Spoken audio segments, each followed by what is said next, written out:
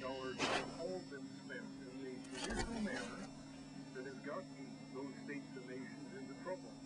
Then that statement would be the centerpiece of his gospel, a gospel the former governor is hoping to spread to a place that could use some intervention. Seemingly to do an awful lot to create an entirely different attitude among folks who in the past have seen the benefits of their oil go to a select few at the top. Governor Hammond says an Alaskan-style permanent fund program, complete with annual dividend checks, would help quell some of the violence plaguing Iraq these days. According to the governor, it would entice the Iraqi people to take a stand against terrorism. If they perceived it as our pipeline, if the majority of people recognized that every time they interrupted oil flow, it was money out of their individual pockets, there'd be a resistance to the type of thing that is occurring over there today. Governor Hammond is putting his proposal in the form of a half-hour TV program that's scheduled to air in Alaska. But this isn't the first time that he's pitched the idea. The seed was first planted with Senator Ted Stevens. Senator Stevens wrote me back and said he had discussed it with President Bush, who was very much interested. He said, in essence, stay tuned. Up to the Iraqi people to decide how they will use the wealth that they have in oil.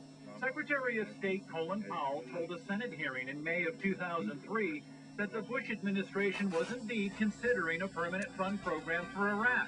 The people, if they had access to that money directly, as is the case in Alaska to some of the money that has been generated by Alaskan oil, then they can make choices in their own lives with respect to how they will use that money.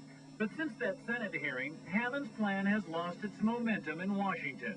I've been very disappointed. I've heard nothing from the president.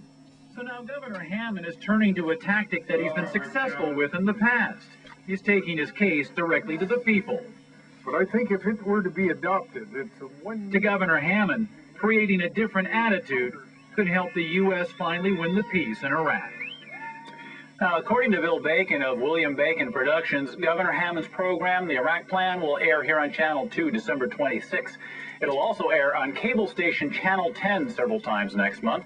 Mr. Bacon also says a couple of stations in New York and New Jersey have agreed to air the program. The idea is to get viewers who see the show to contact their congresspeople in Washington and perhaps convince them to adopt the Iraq Plan. No, it would seem if he really wanted to get momentum, put it in front of the Iraqi people. That's true. Maybe on Al Jazeera. One of the things the governor said on his program, too, I watched it today, he says that, the average pay in Iraq is about $1,000 a month. Yeah. So he says, if they can get about $200 at first blush with this permanent fund dividend program in Iraq, I mean, huge. Yeah, that's a big difference. For every man, woman, and child, just like Alaska. Right. It could be significant. So the governor says this has lost a bit of momentum. Right. How does he hope to kind of regain it? Well, he's got some things started with Senator Lisa Murkowski. She's, according to the governor, has a bill before Congress right now that would ask the Senate, at least, to consider the permanent fund plan for Iraq.